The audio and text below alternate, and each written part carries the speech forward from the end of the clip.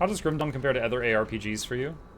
Oh, like I said, I've got 670 hours in this. I've got some max level characters, but I haven't played it in a couple years, I think, and the new expansion's out, so I'm coming back to it. I have recommended this game to people for years. A couple of things that I think sets it apart, like the way that they do classes in this game is when you make your character, all you choose is your gender. You choose either male, female, or hardcore. Whatever you roll. And then when you get in game, that's it. And then you fight monsters. You get to level 2, and at level 2, you pick a class. These are all the options. And then at level, I don't know, like 10 or something, you pick a second class, and then you've made a hybrid. And like, let's say you take a soldier, which is kind of like a warrior, as one of your classes, and then you take Necro as your second one. Well, you've kind of cooked up a Death Knight. And you could lean more into the Necro side, and then you're just a Necromancer that's heavily armored from the soldier side, so you've got like in full plate armor type of thing. Or you could lean into more of a hybrid, so that you're like a melee soldier that's got life-stealing attacks from the Necro side. There's so many builds that you can do with this game. Like, even if you're taking the same two things, you can make so many different builds. And it's really cool. And then, like, at the same time, the talent tree's not that deep. So it's not like when you look at the Path of Exile tree for the first time and then you got to sit and you need like 6 hours to process it. You got 2 trees that look roughly like this, and then there's a devotion thing, which is this constellation system, which adds more way to customize your character. The story is pretty good. A lot of people don't play ARPGs for the story. I like if it's got a good story. This one's pretty good. So those are some things that make me really love the game.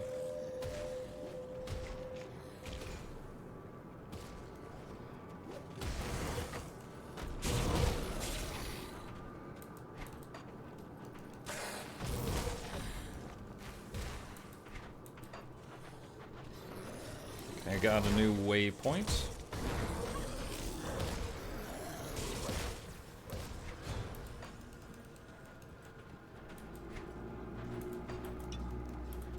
Do that yet.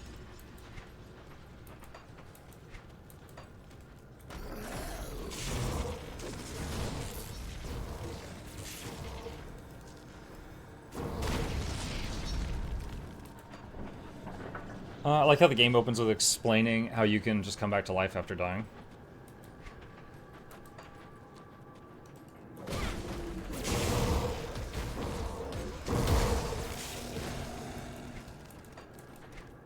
Also, I like that the whole thing where it's like, you have the ability to make a town portal. Such a simple thing. Every ARPG has that.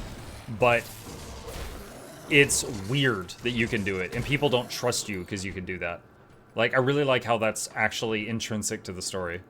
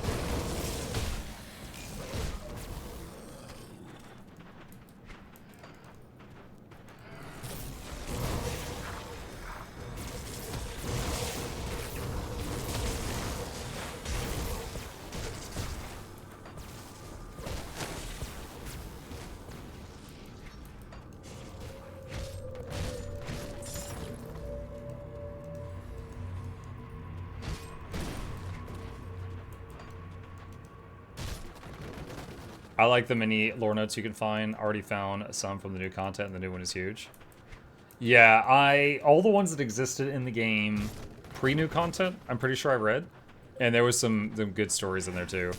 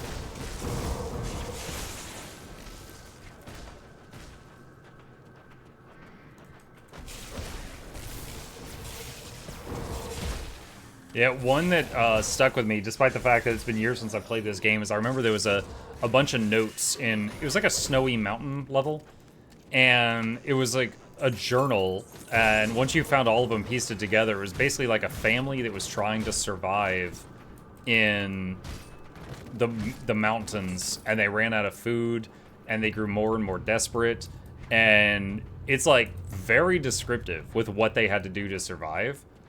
And like by the end, they're like monsters, and the whole journal is kind of like their fall, and it was wild reading that, and it stuck with me, and it was just like a little side story that they just threw in there.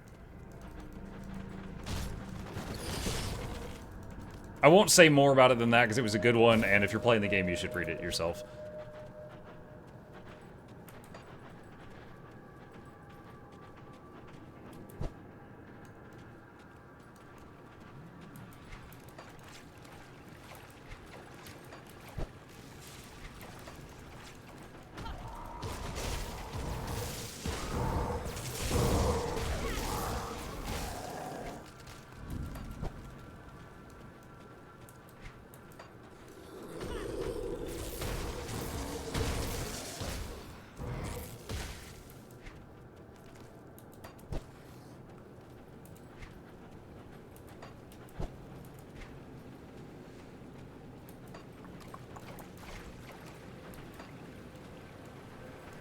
Boxes.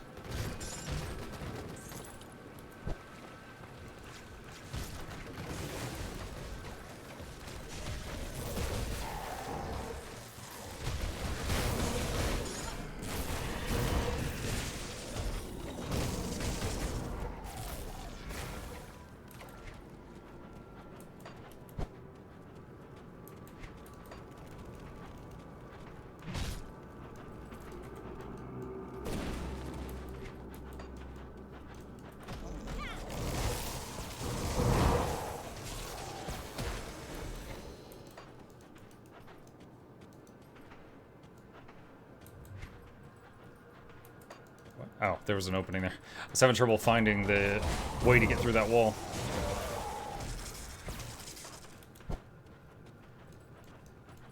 Well, have fun. Going to play some Grim Dawn myself before I take a nap. Have a good one, Briar. Thanks for stopping by.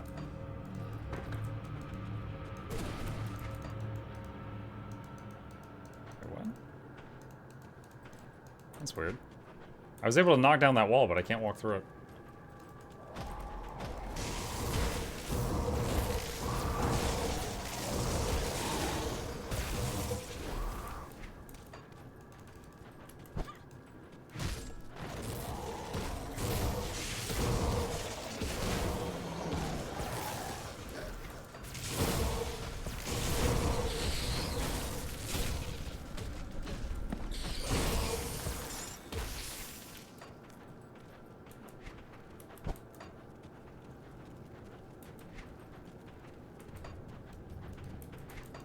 Something here.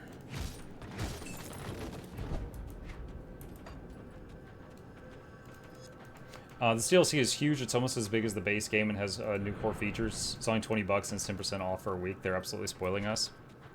Yeah. Gotta love those old school developers that are used to just like, this is the price. It's on the shelf. That's what you get.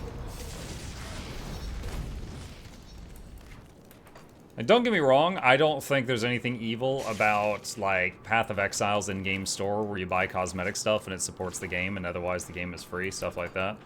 But, I also appreciate where they're just like, this is the price tag and you get everything.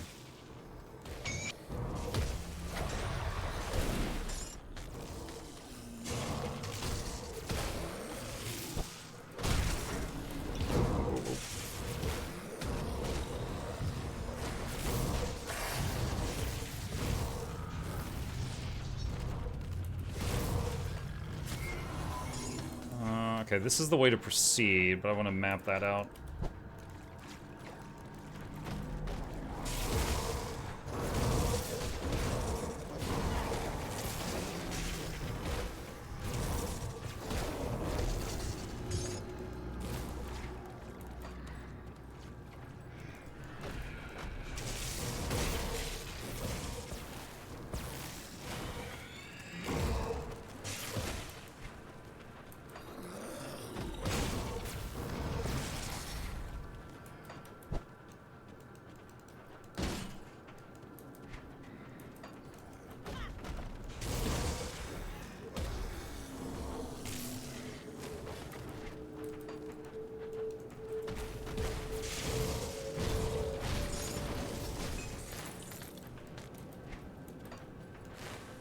Alright, I think that's everything over here. Alright, let's go back now. I can't do that yet. PoE is also pay to win with the million bank tab enhancements and whatnot. I don't agree that that's pay to win, because your character doesn't get more powerful by having more stuff in your bank. I would say that's extremely pay for convenience. You know, the game feels better by doing that. I will agree with you there. But I don't think that's pay to win.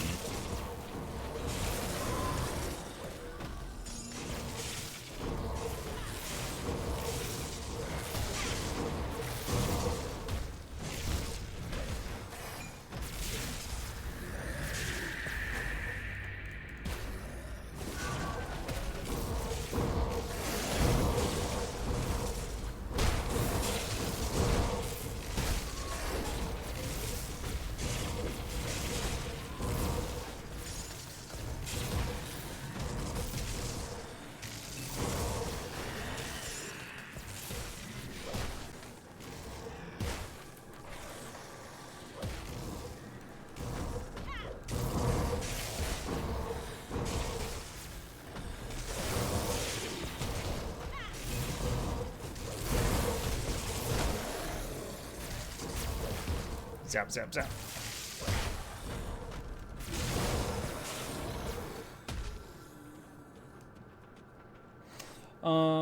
Let's see. I'm of the opinion that convenience is king in these kind of games, since my statement. That's fine. Mike, what is the material storage maximum for Guild Wars 2 right now? The mat storage maximum in Guild Wars 2. Oh gosh, what was it, like 2,500 or 3,000 right now? Chat's saying 3K. Okay, I guess it's 3K. Me, I'm so curvy.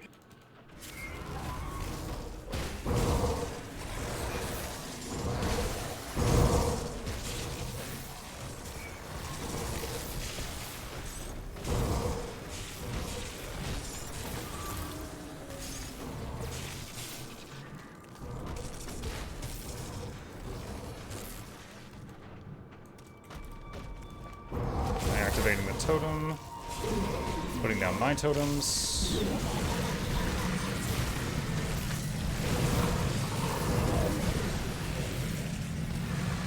Lots of explosions happening. I am not going over there right now. Oh my god.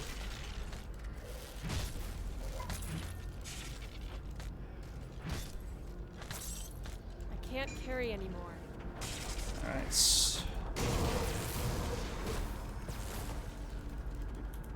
Portal to town. Got full bags.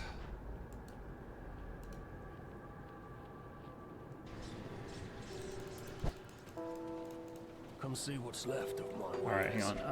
Deposit all of that stuff. I'll give you a good price. A good price! Brimstone shoulder guard.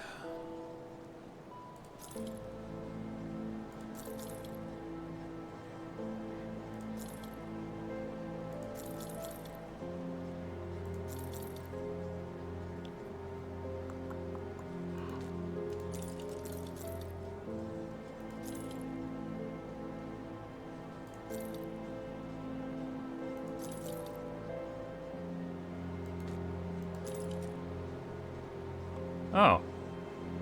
I've got, on that run, I got 2 pieces of a Demolitionist set. Eyes of Flame and Brimstone Shoulder Guard. Guess I'll hang on to them for now until I make a decision on that. Blood Reaper's Cowl, a Nightblade / Berserker set. Well, there's no way I'm playing that, but it's interesting to already see early game set bonuses for Berserker hybrids.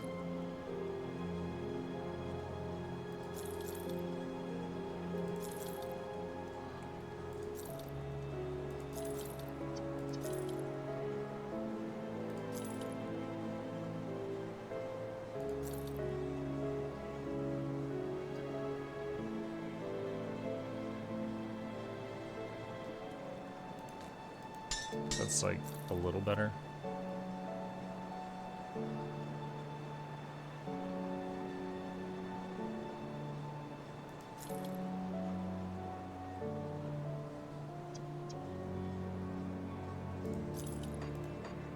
See you around. Okay. Hang on to the other stuff, because those are maybes. Oh, I've got a few points here.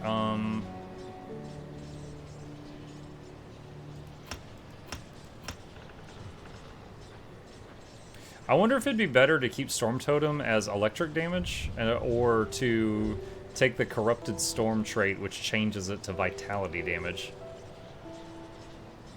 I guess for me right now, since this reduces elemental resistance, it synergizes while it's elemental damage. But I don't know under what conditions I would want it to be Vitality instead.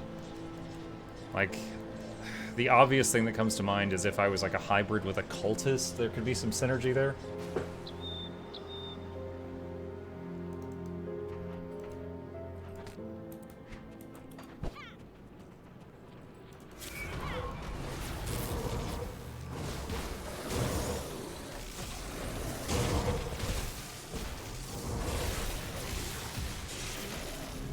Zap, zap, zap. Gates closed, can't go that way.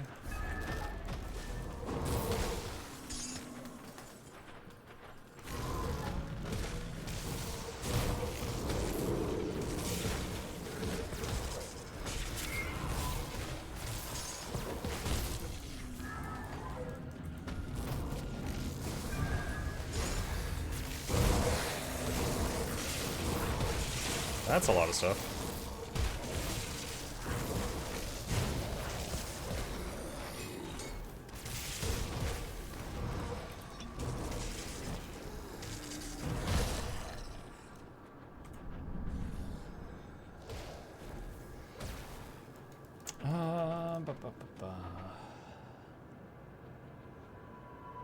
I guess PoE gets away with it without upsetting people because it's free and there's no box price.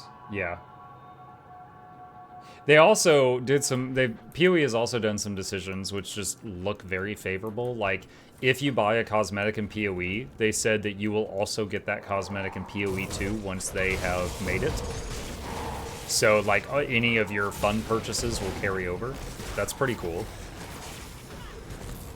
Now, I have like 1,000 hours in PoE, and I've spent a grand total of like 20 bucks on that game. So I don't have much in that department, so I don't really have like a horse in that race. But I still think it's neat.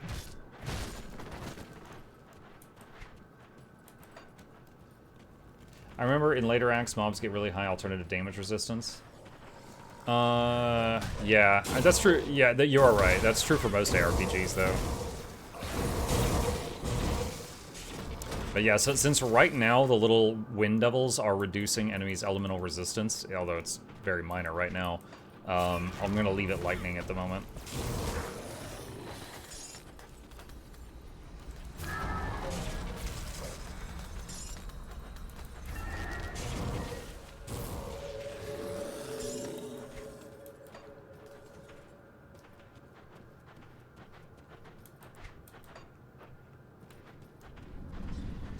Warden's Land. I need another cough drop if you'll give me a minute, guys. Like, I started playing Grim Dawn with a friend, but he's been really busy. Do you think this game is good solo? Oh, absolutely. Yeah.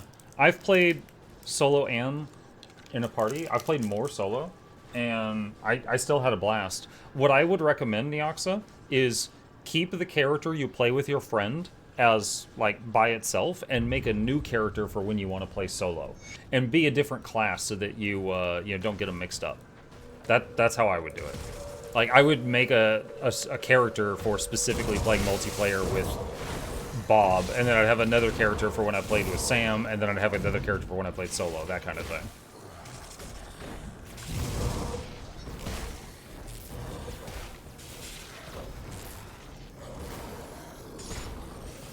You can make different characters?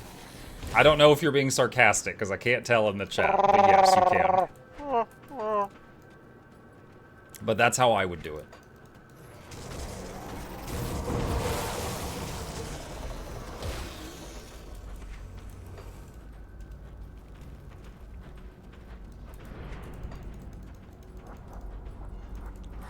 Warden's Laboratory.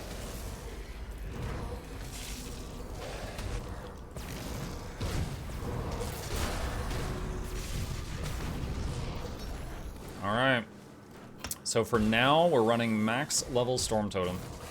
which does up to 692 damage per shot and leaves a dot on them for 2 seconds, doing another 500. I'll keep pouring points in.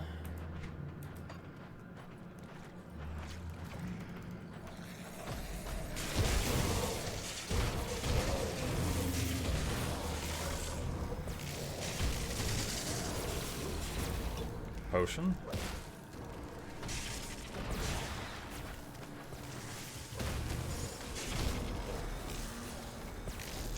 I wish the Storm Totem's attack range was a little bit longer, but it's alright. It's fun. Don't hate it.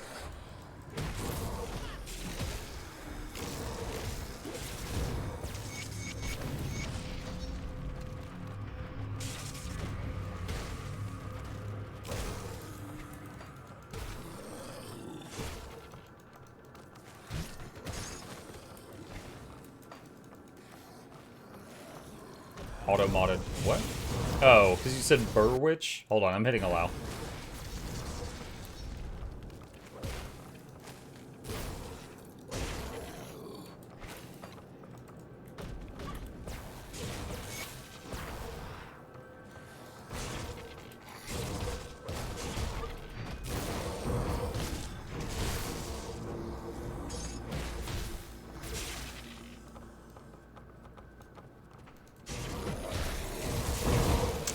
They made it so you can stash components but not in town. Mm-hmm. Just like Guild Wars 2. There's a deposit reagents to town button. And they go into your mat storage.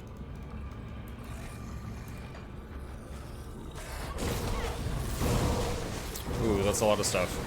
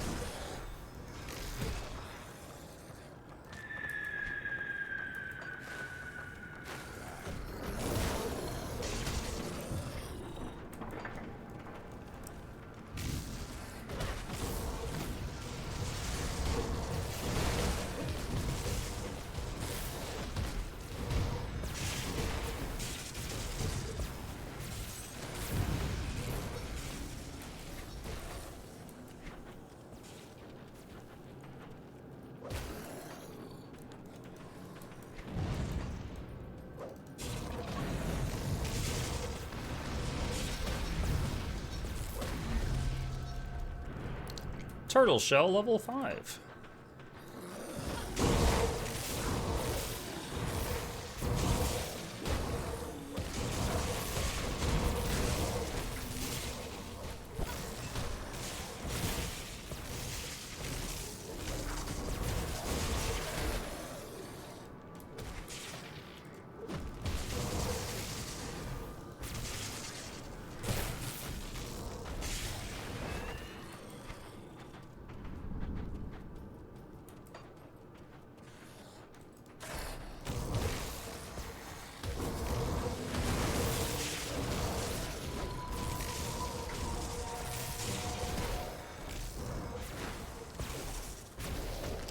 Let's see. How good is Turtle Shell now?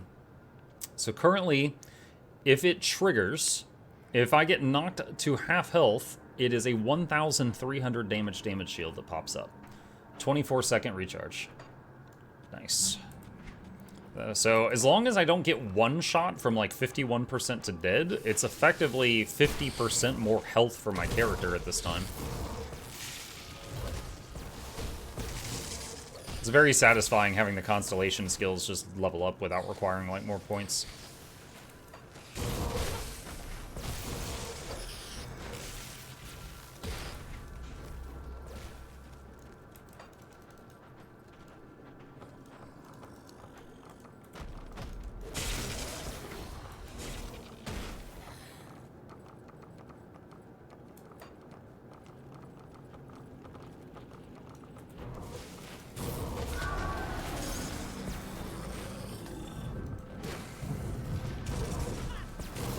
Wow, I just lost half my health. That guy hurts.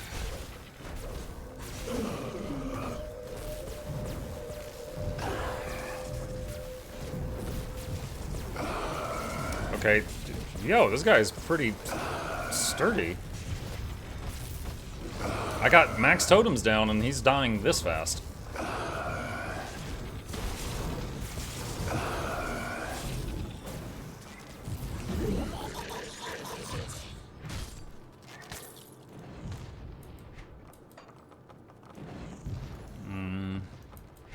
Looks like I missed a few mobs in there. I would have to go all the way around to fully map out those rooms, but I didn't see anything over the wall, so I think it's okay.